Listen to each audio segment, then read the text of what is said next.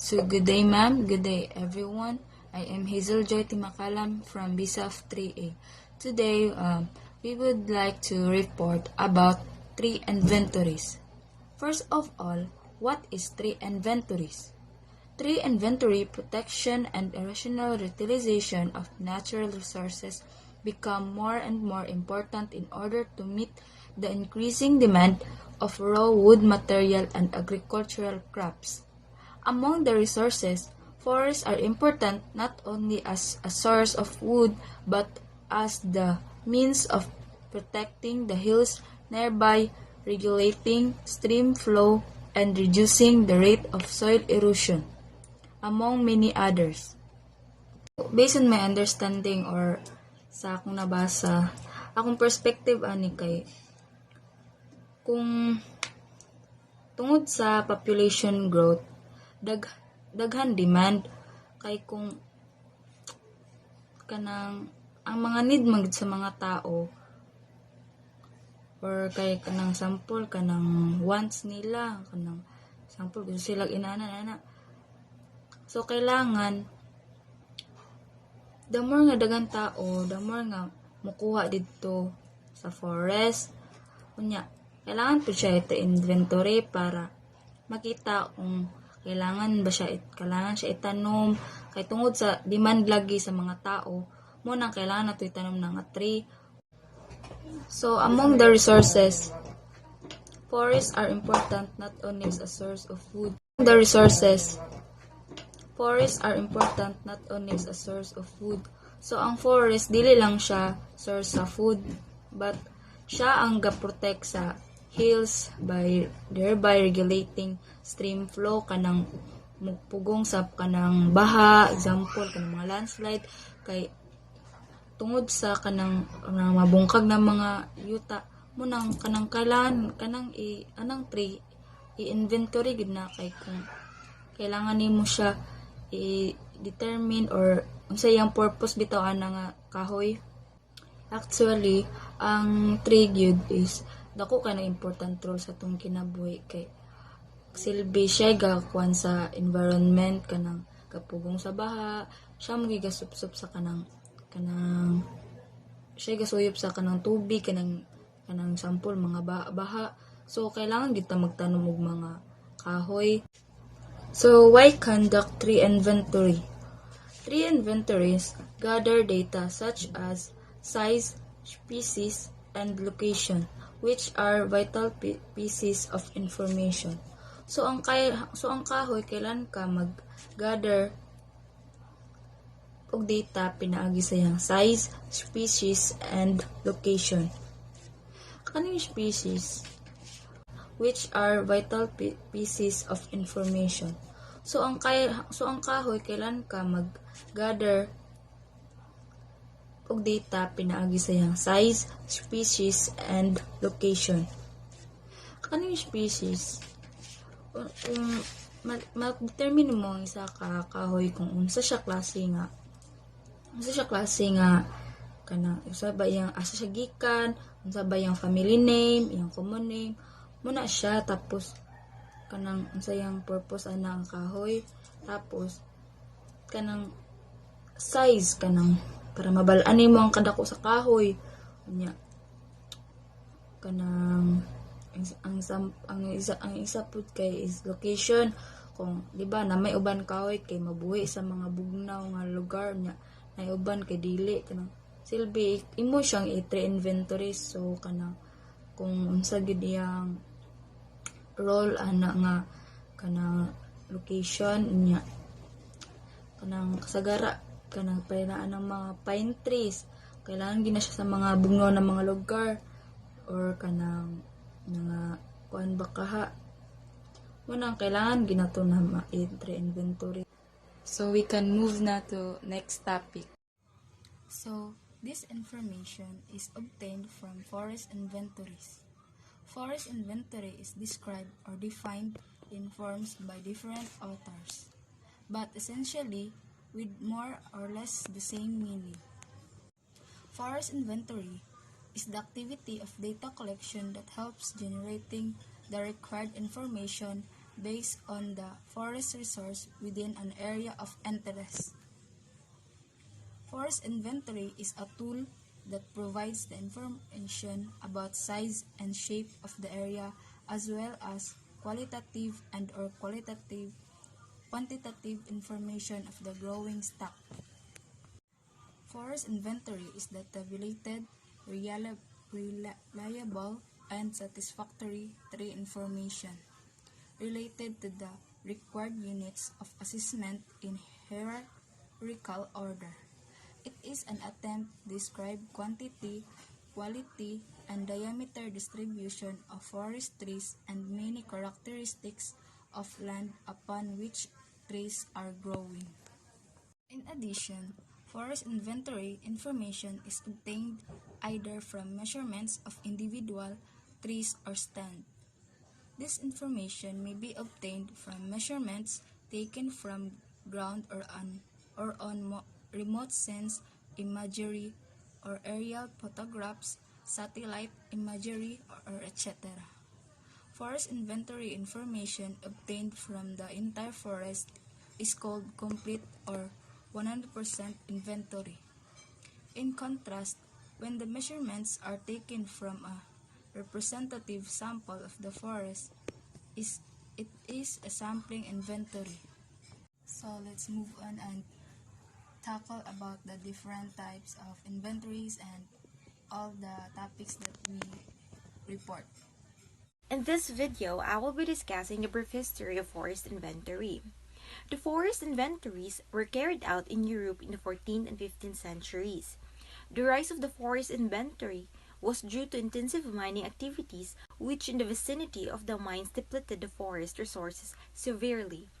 It does actually not make wonder that it was the mining engineer Karl von Karlowitz, who did also manage the forest resources around his mines, was the first to describe in 1712 the principles of sustainability, which is nowadays used in many contexts also outside forestry.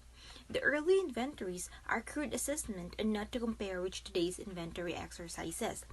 So, the rise of the forest inventory was all about the mining activities, which affects the forest resources severely. In 19th century, forest inventories were an established component of forest planning. Data gatherings were based mainly on visual estimation.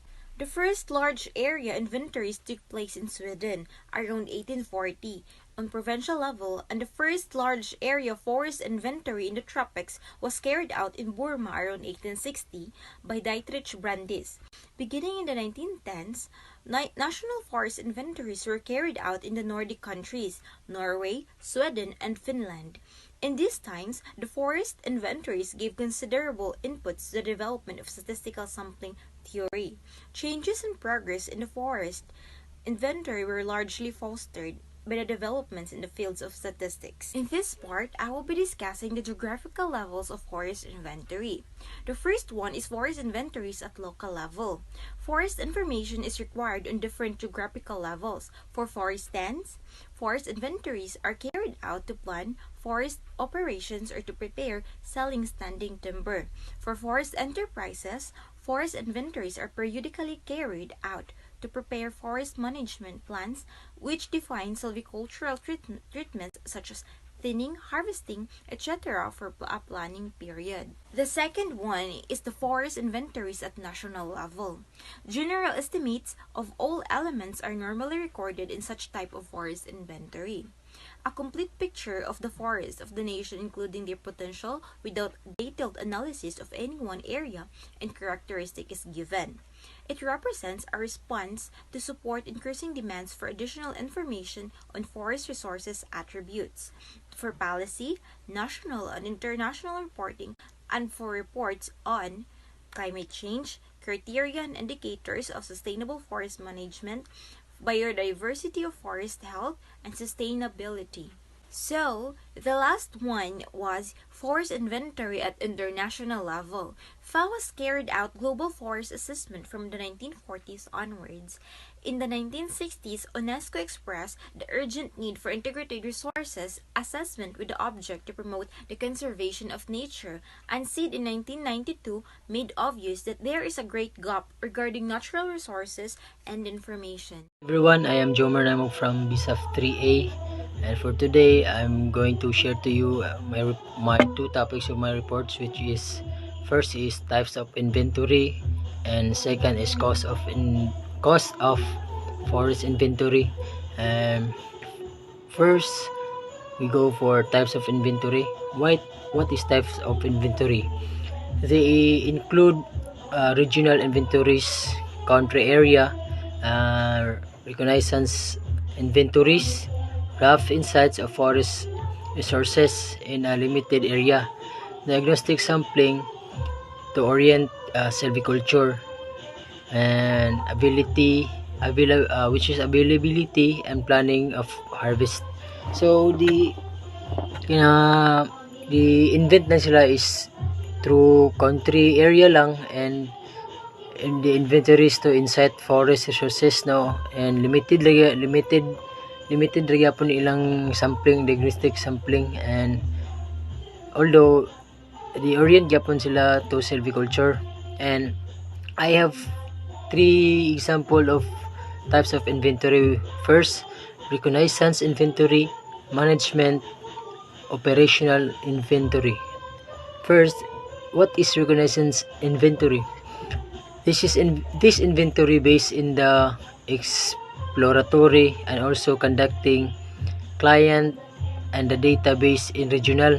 So they conduct yapon sila og client and the databases, but ang client nila and ang data is ilang base nila is sa through regional lang. Sa reconnaissance inventory kabay sila sa regional nga data. And second is management inventory. This is to manage decisions and ACAT calculations and long range planning. So management is when we say management is to manage the inventory that we conduct through to forest, and cut calculation sa mga trees nga kanang cut na muna i-manage kaya po na sila, and para matagaan og kanang taas nga panahon pagplano bitaw. And that's for operational inventory. Management inventory dito siya, sorry. So the operational inventory, ikatulo, all inventory located at the facility and which are not raw materials, work in process, finished goods, and maintenance like repair. If there is trouble, much better if a practice inventory control. Of course, need a smarter inventory. So operational inventory is all about kaning repair, kung naay mga trouble sa forest, naay trouble sa atong mga kahoy, at the same time kay gina-check gyapon, which is operational. So gina-check gyapon ang mga machines nga mga equipments nga gamiton para pag-inventory, no, or naa manggaling gamiton nga mga machine. So need gyapon siya og kaning smarter inventory. So kinahanglan siya og kaning inantigo at the same time kay what if ma-trouble atong pag-inventory niya, natay wala na kitaan, wala na apil, so mag-cause yung trouble, no, nga dili nato gamitan og smarter inventory. So the second topic is cost of forest inventory. So it can cost thousands of monies, no, thousands of monies to get forest inventory, including pod is ang data sampling. Grabe, no, ang mag-cost of forest inventory data is kaning cost of thousands of money. Planning a forest or tree inventory method. The main task of forest inventory is to collect information efficiently and present it in a form which is readily to understood. This required preparation. Example is planning. Forest inventories, like other projects, requires planning.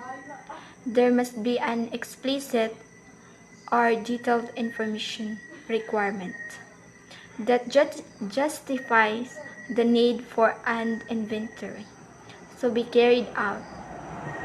Make discussion with decision makers or others who request the information in order to make clear and illustrate option and limitation of a forest inventory.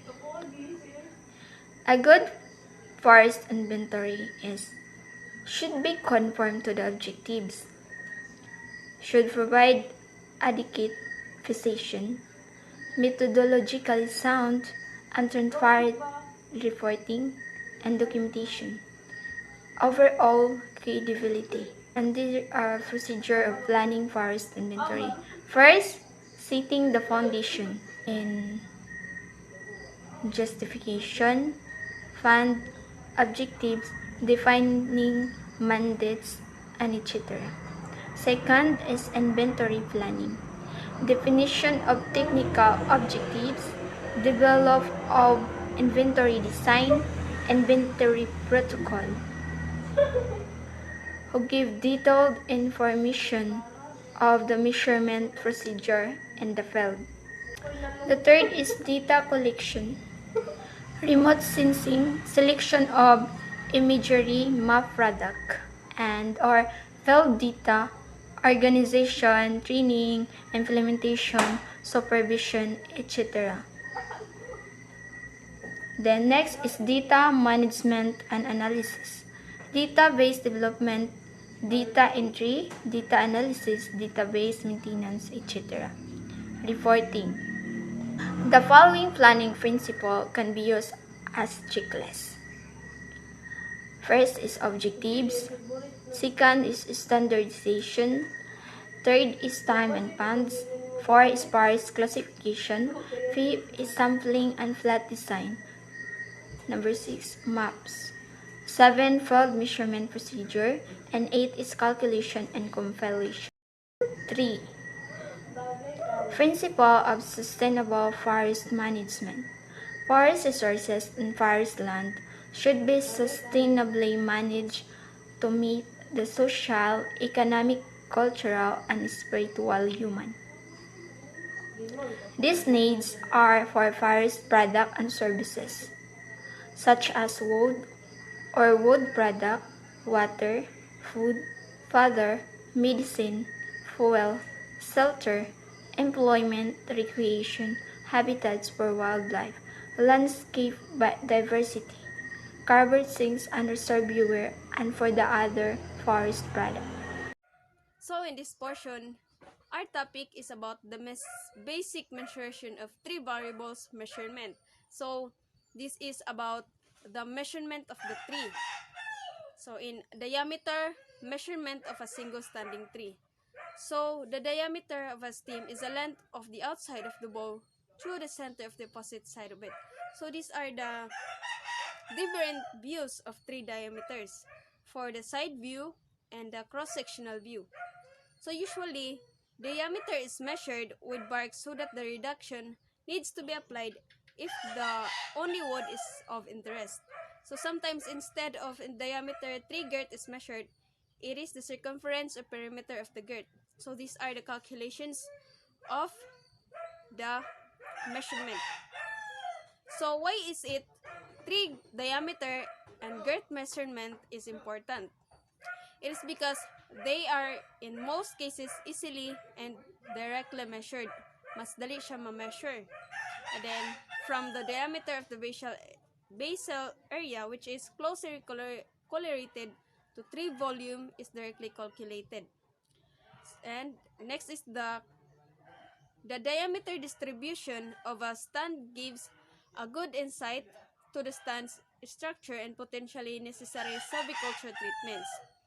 So next is the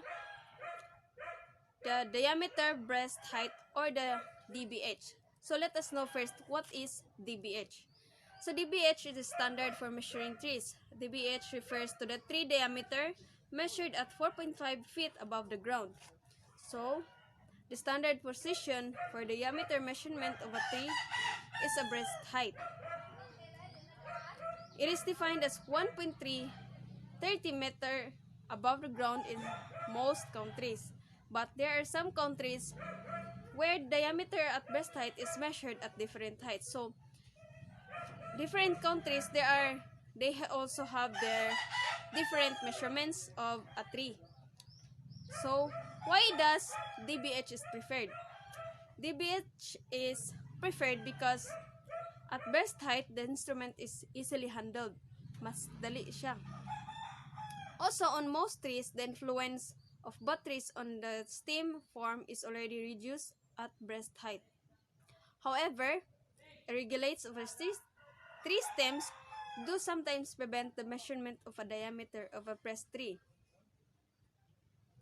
or the breast height. So, the following are the some sorts of cases. So, these are the sorts of cases of the trees. One is the trees on slope. There are measure DBH at the standard height above the floor ground on the uphill side of the tree. So next is the leaning tree, which is the tagilid. So measure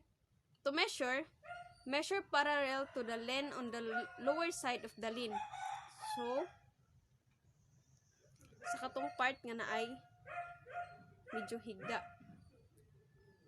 Buttress tree. If the buttress height is more than 1 meter, then measure DBH from the point where buttress ends. Otherwise, measure normally. So there are also abnormalities at breast height. There are swellings, knots, crooks, and etc. So measure the DBH above or below the abnormalities and indicate the height at which diameter is measured. Sometimes measurement is done at equal distance above and below breast height, and then DBH is estimated by taking the mean of the two readings. So there are some cases that trees have bifurcation, or bifurcation means that is divided into two or forks. So if it happens, if a tree bifurcates above breast height, then measure DBH as usual. But if a tree bifurcates below breast height, then measure DBH on each stem separately. Next is, what are the instruments used for measuring? So these are the instruments used for measuring trees. So it is the calipers and the diameter tape are mostly commonly used as instrument, but also Beltmore stick can be used also, but it is very rare. So caliper, what is caliper? Caliper is the most efficient to measure DBH directly whenever there is direct access to the tree. So it can be made of wood, metal, or aluminum. It has two arms, one fixed in a graduated bar or beam on which second arm slides.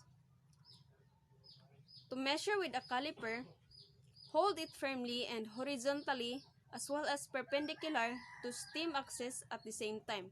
Usually, two readings are taken perpendicular to each other, but breast height and the average value will be recorded. And in using diameter tape, there are diameter tapes from which the tree diameter can be directly read. Mas naay uban diameter tape nga mas easy siya, naay mas dali siya. Then tree diameter can also be determined from circumference measurement, which can be done by diameter tape or any tape, since circular tree stem shape is assumed. So what is best for use? the calipers or the diameter tape. Tapes are very easy to carry than calipers because tapes can be also can be rolled, but the calipers doesn't because it is straight. It cannot be rolled or fold. Then, measuring with caliper is faster than with the tape. Bigger trees can be measured with the tapes easily. Tapes can be extended by joining them. So tapes are good to maintain consistency in measuring diameter regularly. Then, the measuring upper stem diameter. So, upper stem diameter of a tree is measured, for instance, to describe the shape of a stem. It is measured at various heights. Upper stem diameters are most easily observed on field trees. However, there are situations in which upper stem diameter needs to be measured on a standing tree. Upper stem diameter is measured either at fixed point, x meter, or at relative height, x% at height. So the methods of measuring upper stem is using fin caliper. So fin caliper and caliper are not the same. So using fin caliper, it is used to measure diameter up to 7 meter. It is difficult to carry mostly beyond this height. So next is the optical caliper. The optical caliper needs determination of height before or after diameter measurement. Read diameter when the two images of a trunk coincides. It is independent of distance measurement. So in measuring upper diameter with angle measurement technique, so these are the measurement of the angle.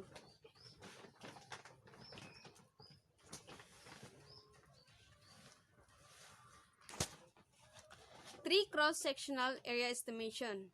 If the cross-section of a tree is determined using the diameter at breast height, then it is called basal area. It is denoted by G. And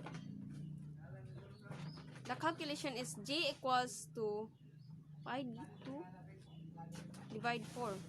Basal area is commonly expressed in square meter. So the importance of basal area measurement is the sum of the basal areas of a trees in a crop is useful measure of stocking. In a uniform plantation of a single species, volume is closely related to basal area.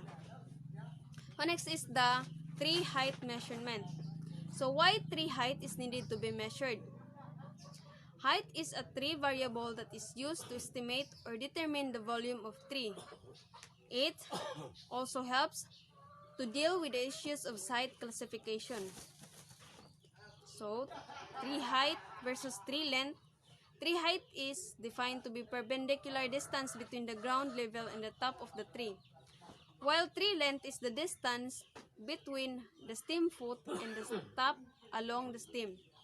So, what are the types of tree height?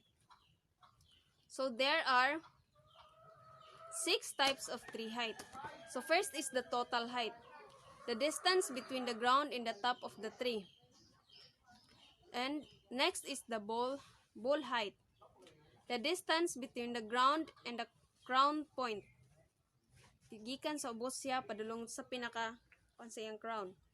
So next is the merchantable height, the distance between the ground and the terminal position of the last usable portion of the tree stem. Gikan sa ground padulong sa katong branch niya nga magamit lang. And next is the stump height, the distance between the ground and the position where a tree is cut. Mo na siya ang stump height. Then next is the merchantable length. It is the distance between the top of the stump and the terminal position of the last usable portion of a tree stem. And last is the dominant height. So, it is the average height of 100 thickest trees per hectare. everyone, my name is Lemuel Quezalon from BSAF 3A. So this afternoon I will discuss to you the methods of tree height measurement. There are two types of methods of tree height measurement. First is the direct method and the second is the indirect method. When we talk about direct method, it involves climbing or using high measurement rods. It is rarely used and only for small trees. Para lang siya sa gagmay nga kahoy. Pwede rin nimo siya sukon or sa kaon ba nimo paingon sa top tas mo siyang sukon paingon sa bottom. Second is the indirect method. It has two uses of indirect method. First is using geometric principles, and the second is the using trigeometric principle. Method using geometric principle, it is a Christine hypsometer or ruler of a certain length, 30 centimeters for example, and a pole of constant length height used to estimate measure tree height. It has a process and what we call this, the steps by using it. First, place a pole of known length at upright position against the tree to be measured. Second, hold the ruler of known length vertically and parallel to the tree to be measured. And the third is find the starting position by moving back and forth and or right and left so that the top of the ruler exactly aligned with the tip of the tree and the bottom of the ruler with the base of the tree. And the last one is take a ruler reading in line with the top of the pole. Then apply the following formula. Ako ipakita sa inyo ang example dani. Naraw.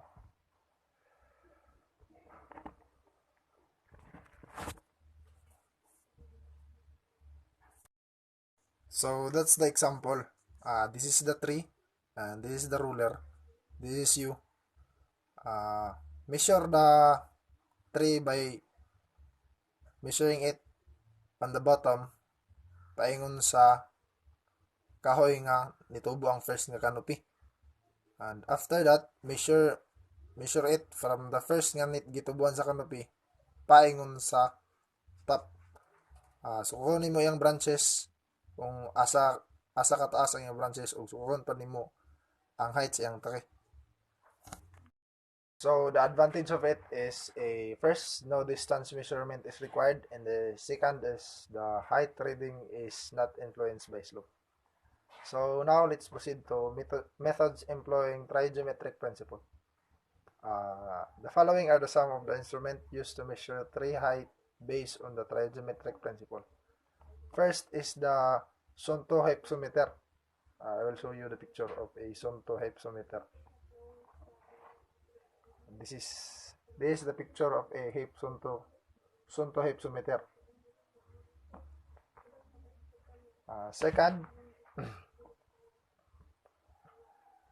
Second is the Selva hypsometer.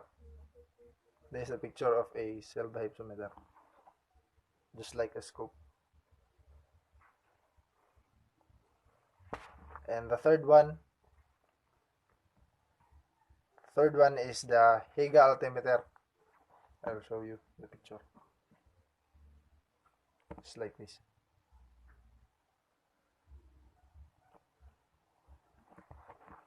And the fourth, it is a blown lace. It is just like an axe. Here.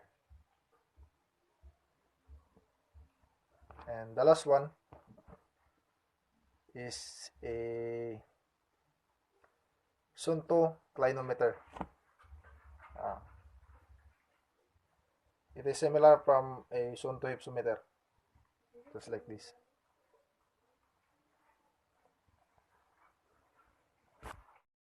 I'll discuss to you the steps by using all those equipments of a trigonometric principle. First, stand at a fixed horizontal distance from the base of the tree. usually 10, 15, 20 to 25 meters, and so on. Second, sight at the top of the tree and read the value A, top reading. And the third is, again, sight at the bottom of the tree and read the value B.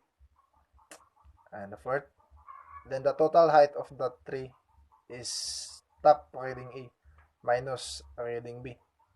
The last one, bottom reading positive V or negative V, above and below eye level.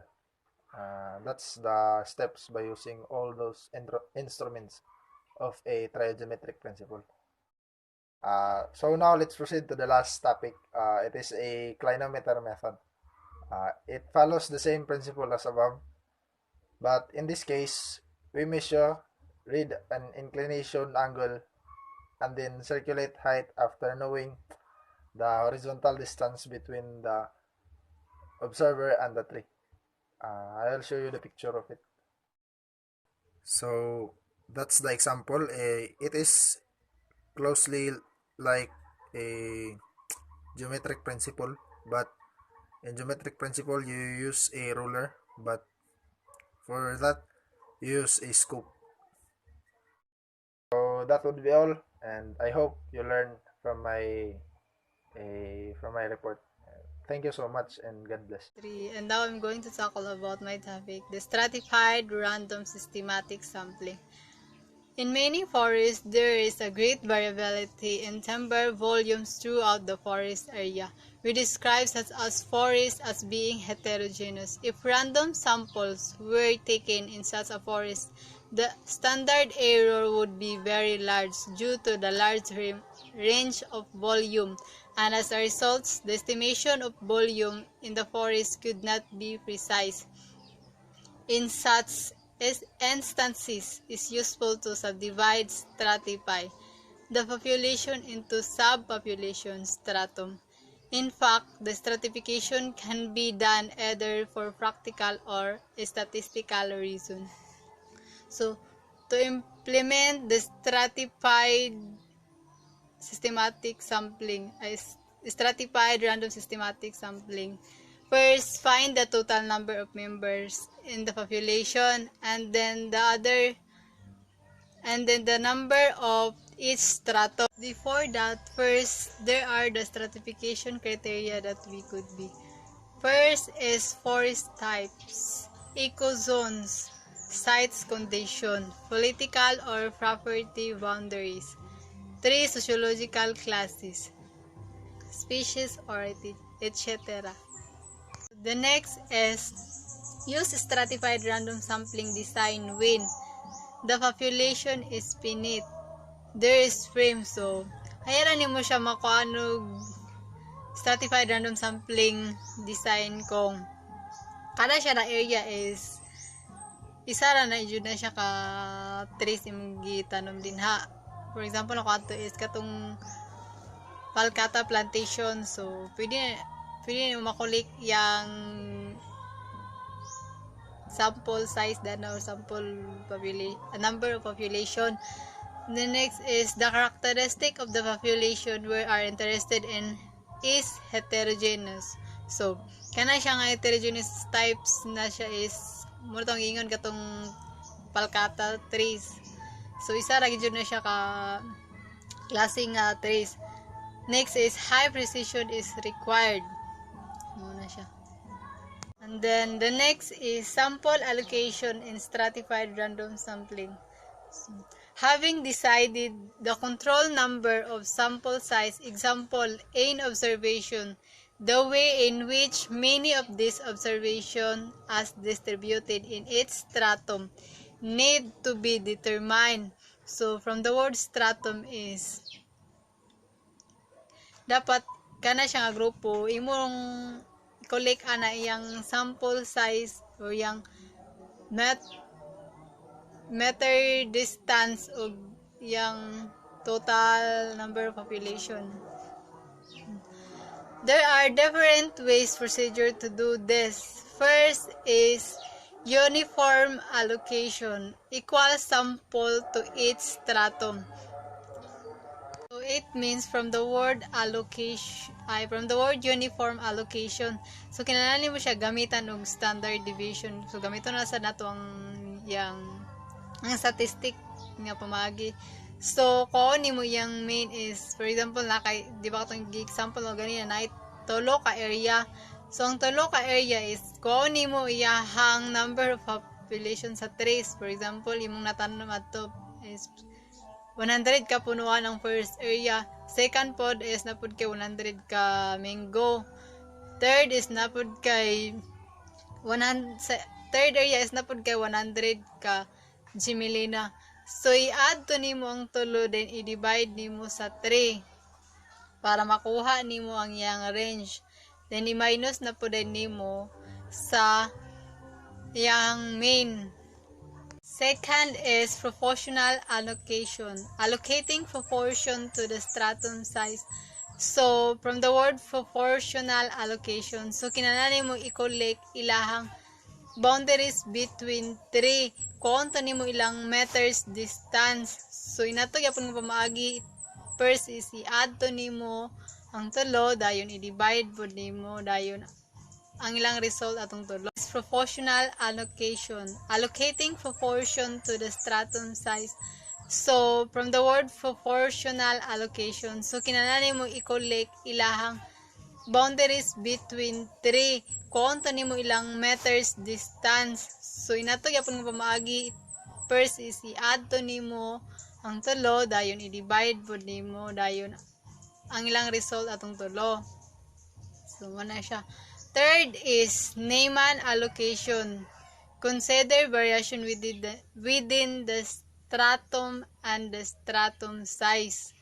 It means from the word Neyman allocation. So, kinahanglan dyan po nimo mahibaw-an imong cost ana nga kung pila imong nagasto ana nga area sa first area, second area, third area para mahibaw-an nimo kung naba kay income ana between the 3 areas.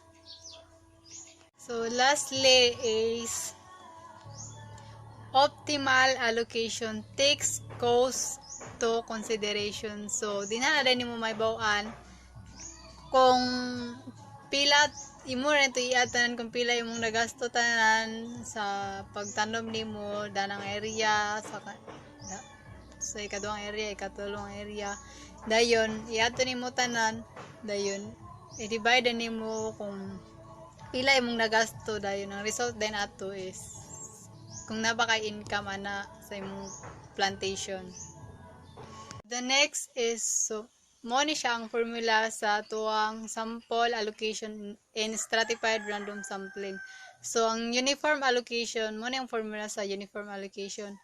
Kanang nay makita niyo na ang NH, then NH equals N divide L. So, ang NH nato, ang NH is muna siyang ginatawag nga stratum size.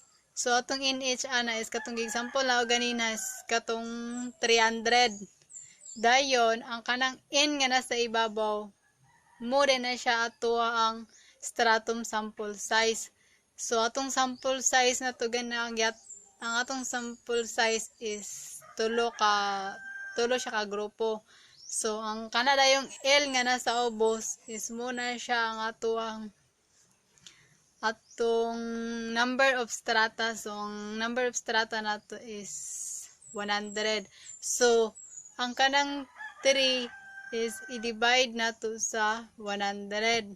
Muna siya ang formula sa uniform allocation. Next topic is systematic sampling. It is a sampling of techniques in which selection of sample is following systematic pattern. After the first sample is selected randomly, all others are fixed automatic. So, kung sa imong area, kung imong gamiton is systematic sampling, so dali nimo mahibaw-an kung kaning area pila imong magasto ana niya. Kay kabalo naman ka kung unsa na siya kada kuha, kabalo ka kung sa pila ka kilometro na imong gitamnan. More na siya. It is the most frequently used sampling technique in the forest inventory because The procedure is easily applied in the field and it is easily explained to the field crew. It is also easy for those who are interested in the result to understand the sampling procedure. It yields more precise results, the simple random sampling with the same number of sample points.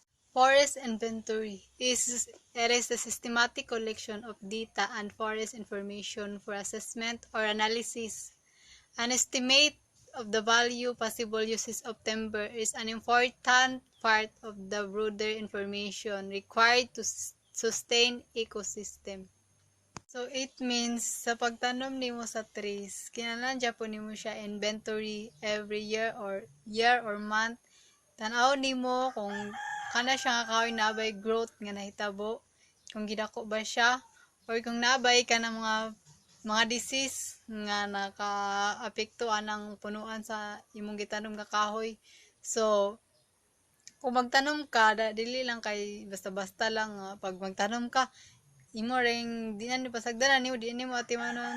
So dapat kung magtanom ka, kailangan imo gyapon na siyang tan-awon gyud kung nabagi ka usaban sa imong pagtanom, kung nabagid kay income nga makuha na every year. Tanawon pud nimo kung kana siya nga kahoy pwede na ba siya magamit, dili kay imo lang pasagdan. So mura na siya. And that's all my topics. Thank you. Hi everyone, today I will be discussing my topic about forest management planning and objective of forest management. When we called forest management, it is how to care our forest. That's it. And here is the definition of forest management. Forest management is the process of applying scientific, technical, economic principles of forestry in planning. So mo to siya kung sa pag-atiman nato sa forest, dapat ay kanang nang gina-apply ang scientific, muna siya ang mga technical, economic principle sa forestry organization and implementation of forestry activities in order to achieve the objectives of forest owners. Moto siya nga kanang magbuhat nito sa mga activities or goal nato para ma-achieve nato ang unsay gusto nato sa forest nga kanang mapahimo siyang productive. PAO, Food Agriculture Organization. Forest management deals with overall administrative, economic, legal, social, technical, and scientific aspect related to natural and planted forests. So, ang PAO, muna ang Food Agriculture Organization, ilang gina-fight na ang hunger. And then, which is in forest management, kanang nagid sila'y kalabutan about sa mga natural and planted sa forest. Sustainable forest management will ensure that the values derived from the forest meet present-day needs while at the same time ensuring their continued availability and contribution to long-term development needs. So, sustainable forest management. Muna siya ang kanang nag-derive sa forest nga kanang mahatag ang day kada adlaw nga panghinangnon sa mga tao nga i-ensure gid nila nga ang contribution is a long-term development needs kay ang tao kada adlaw nay makinahanglanon. So, dapat long-term. Okay, number 2, which is objectives of forest management or tumong or goal nato sa pagdumala sa forest. Okay. Objectives, ang tumong nato is ang ma-desire ang points the forest organization wishes to reach or purpose that an organization strives to achieve. So, kung ansay tumong nato nga mao ang gitinguha nga mao ang punto gusto nato nga maabot or kanang mahitabo sa forest is kanang gipaningkamutan nga makabot ang usa ka organisasyon nga para unsay kanang mga katuyuan nga para ang forest is ma-maintain ang iyang kuan mas productive pa siya. Ang organization often have more than one objective. So, ang organization ginaagi na siya tumong or na sila goal nga kanang ilang gibot ng organization kay na sila gusto nga kanang i-achieve man na siya. Forest management objectives can be defined on a nationwide. Ang forest management daw na objectives nga na siya goal para nga ma-define siya sa nationwide, project, or compartment level. Each will have different level of specificity, with the nationwide objectives being stated in more general terms. So, ang kuan gid ang tagsa-tagsa nila naagi nga different nga mga level. So, ang nationwide ang kuan niya na ang goal is being stated in more general terms, pang general pang tibuok siya ang sa nationwide. So here is the example of forest management objectives. Number 1, nationwide. Often provide the overall goals of forest resources management that influence policy, decision, and strategies. So ang kaning nationwide sa para sa tanan overall nga kanang ang goal sa kanang forest resources management nga kanang ga-influence about policy sa mga decision, strategy.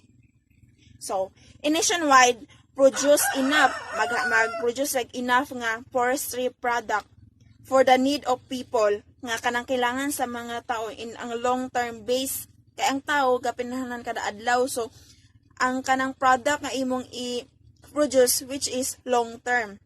Of forest management objectives which is project level. Production of lumber. Muna siya ang paggama sa kanang mga pagbuhat sa mga tabla.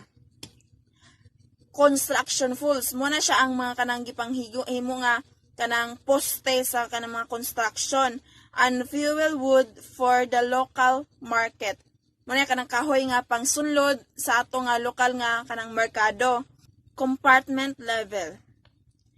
Production of maximum volume of good quality saw timber. So, pag-produce sa kanang maximum nga volume sa maayong kalidad sa kanang saw nga timber. When the forest management objective target for a compartment is decided, then the decision can be made of. So, kung ang forest management nga objective mag-target sila about sa compartment level is decided, then naa sila mga decision nga kanang made on. First, species to be planted. So, unsa imong ipang tanom. Rotation period. Kung unsa nga panahon or imo na siya itanom or para next, para may mas productive pagid imong tanom. Number 3, spacing ang kalayon. Number 4, tending operation. Mga operation nga sa imong pag-atiman. Number 5, thinning output. Number 6, harvesting output. Pag-ani, unsay nigawas na nga kanang imong naani. And then, to be able to take this decision, we have to know more about. So, kung aron mahimo ni nato nga kanang nga decision, natay kinahanglanon nga mahibalan. First, tree growth. Sa anang pagtubo sa kahoy. Number 2, quality of the forest site. So, ang kalidad sa isa ka lugar nga imong kanang isa ka forest or kalidad. Number 3, yield of the forest. Abot sa kanang forest lugar, unsay abot na nga kanang diha nga forest. So, number 5, tending operation. Mga kanang number 5, how to determine allowable cut. Giunsa nimo pagbuhat or tugutan ang pagputol. Number 6, the management plan. Unsay mga plano nimo sa imong pagdumala dana nga forest. So, number 7, basic economy. Panguna nga ekonomiya. Okay. Pag mansa ka ng mga objectives mo mga goals na kay mga kanang plano, which this planning is the determination of the goals of objectives of an organization and the selection through a systematic consideration of alternatives. So, planning, nga parang imong mga goals sa kanang of an organization mabuhat nimo. Organizing is a process of engaging two or more people in working together in a structured way to achieve a specific goal or a set goals. So, ang organizing ang process ni siya nga nag-engage sa two or more ka mga tao nga nag-work together para kanang ang ilang mga goals, ang ilang mga set goals is ma-achieve. It involves dividing the overall management task into a variety of processes and activities and establishing means of ensuring that these processes are carried out effectively and the activities are co-coordinated. So, kung katulad yung mga process o mga activity dapat establish kaya para kanang effective ang mga activities nga kanang imong gibuhat or mga plano nga imong gi-organize gid pagtarong ang imong forest, which is na kay makuha nga sakto. In forest management, planning, and objectives of forest management. And that will be all. Thank you.